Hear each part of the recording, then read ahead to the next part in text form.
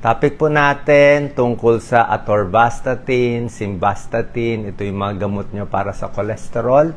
Baka nabigyan kayo ng doktor po ninyo nito. Isa po akong internist at cardiologist. So, kukwento lang natin ano yung mga positive effects, ano benepisyo nitong mga gamot. Pero meron ding mga tao may side effect. So, titignan natin kung bagay o hindi bagay sa inyo. Itong mga atorvastatins, actually, halos top 1, top 2 to na prescribed medicine sa buong mundo. Sa akin kasi po, bilang cardiologist, hindi rin kami pare-pareho ng mga style or opinion. May ibang doktor, usually, mas aggressive yung pagbigay. Ibig sabihin na mas aggressive, mas mabilis sila magbigay ng statin at mas mataas yung dosis. Like atorvastatin, umaabot ng 40 mg, 80 mg ang bigay nila. Wala naman mali doon. Actually, within medical practice pa rin yun. Pero ako kasi usually mas mababa ako magbigay. Bibigay lang ako atorvastatin 10 mg, tapos pinipilit ko kumain ng healthy, ayusin to. Kasi mas takot ako dun sa side effect eh. Kasi mas mababa ang dose ng gamot, may benefit ka, mas mababa yung side effect.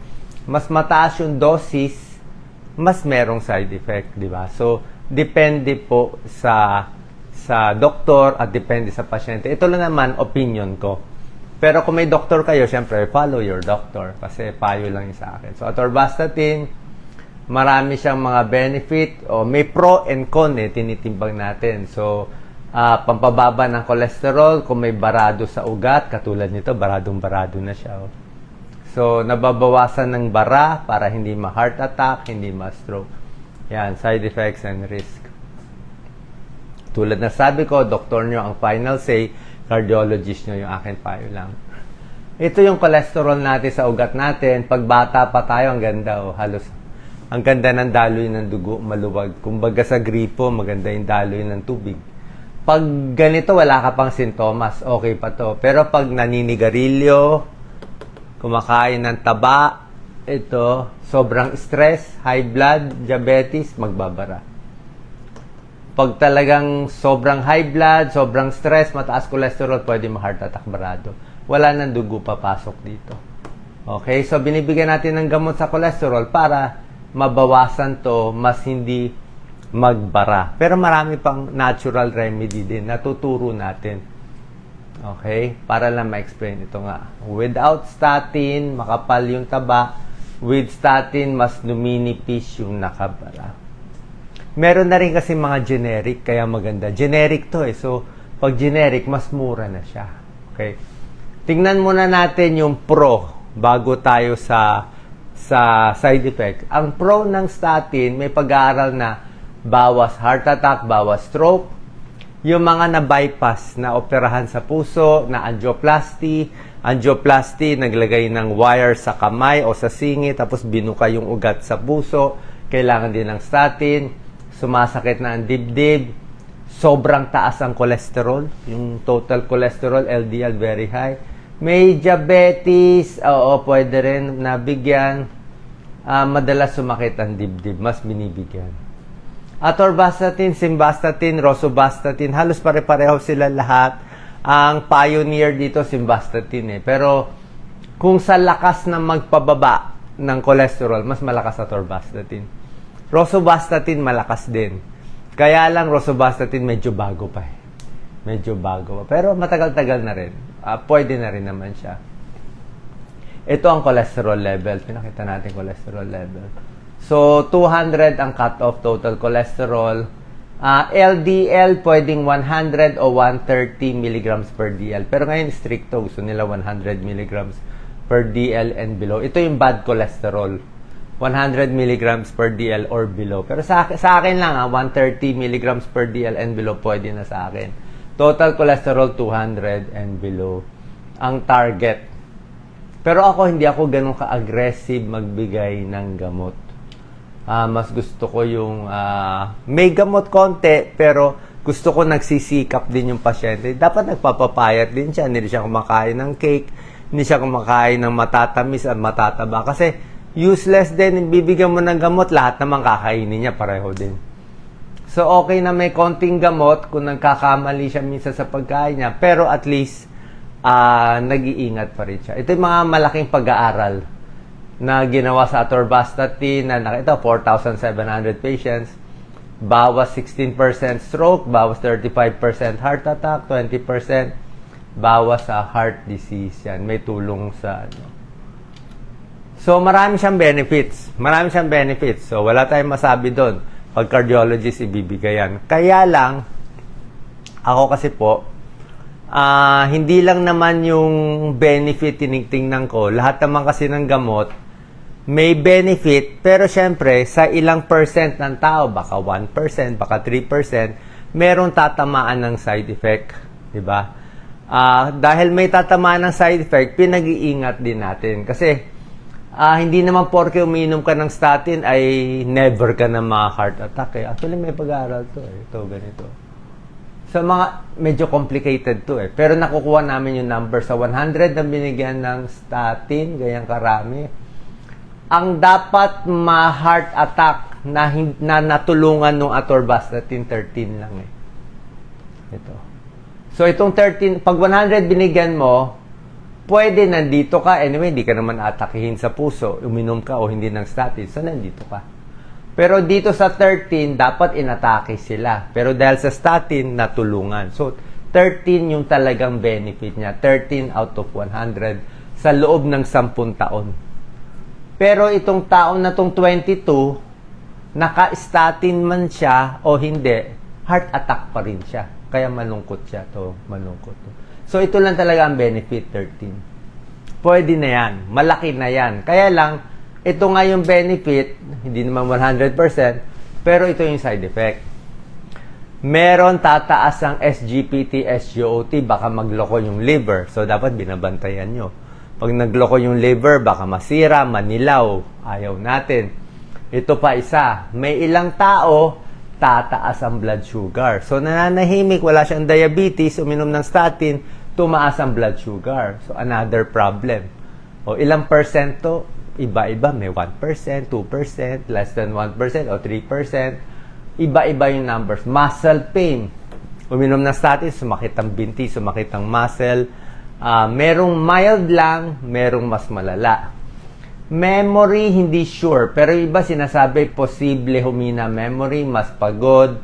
Ito nga yung muscle nasira, may headache. So, may mga possible side effect din siya. Diba? So, tinitimbang natin. Una-una pala, di ko pala nasabi, wala po ako connection sa any drug company.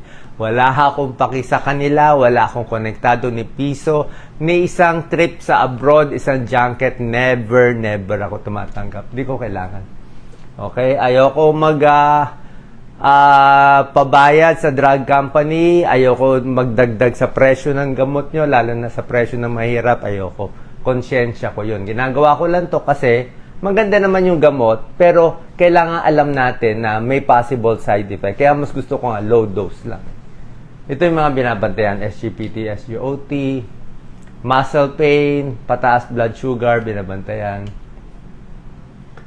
Sino mas may side effect?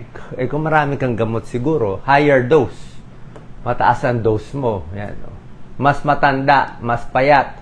May dating kidney problem, may dating liver problem, tapos naka-statin, binabantayan.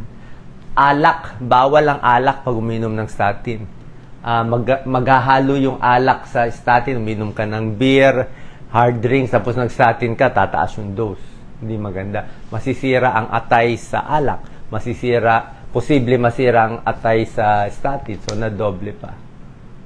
Okay? Sa buntis, bawal din. Meron tayong mga natural alternative. Ito nga lagi ko nga tinuturo sa inyo. So, bago ko ibigay yung mga natural treatment, sample lang. Like isang kamag-anak ko. Ang cholesterol, gusto natin, dapat 200 and below. 200 milligrams. Yung isang kamag-anak ko, mga 235. So, 235, pag iba, mabibigyan na ng statin yon. Pero sa akin, wala naman siyang risk factor, wala naman history ng heart disease. Kaya kahit 230, 235 sa lagi, isang 220, hindi ko na binibigyan ng gamot. Okay na yon. Mag-healthy diet ka nila, payat naman siya. So, kanya-kanyang style. Pero yung ganun 230, hindi ko binibigyan ng statin. Ito si Doc Lisa, may lahi yan ng high cholesterol. Okay? Si Doc Lisa, binibigyan ko atorvastatin, 10 milligrams, pero hindi everyday. Siguro 4 times in a week. Kasi nga, babae nga si Doc Lisa, wala namang heart problem, pero ang cholesterol niya 300 eh. Super taas 300. Ayoko naman 300, parang umuusok yung cholesterol eh. 200 lang. So, kailangan mababa konti sa 300. Kaya low dose lang. 'Di ba? Pero pag ibang tao, iha-high dose nila. Hindi ko sinasabi mali yung mataas na dose, pero mas gusto ko lower dose, less side effect. Dagdagan nyo na lang ng ganito. Kailangan naman may trabaho yung pasyente na kumain ng ito, mansanas, mas healthy. Kailangan mag-exercise, di ba? Kailangan mas isda kinakain, bawas sa baboy, baka, di ba? Diet, nakakababa. Oatmeal. Oatmeal, pwede bumaba cholesterol nyo ng 25 points. Exercise, weight loss, nakakababa. Tigil sigarilyo, tigil mga matatamis, matataba. Pagkain nakakababa, oatmeal. Ito, oatmeal, okra. For diabetes, di ba? Alam niyo yan. Beans, avocado, healthy fats, sweet potato, kamote, pwede rin, nuts, yan. Oat bran, apple, pear. Saging, okay lang naman. Hindi masama sa cholesterol. Strawberry, saging, orange, carrots, apples, pwede. May tulong yan. Tokwa, green leafy vegetables, syempre oatmeal.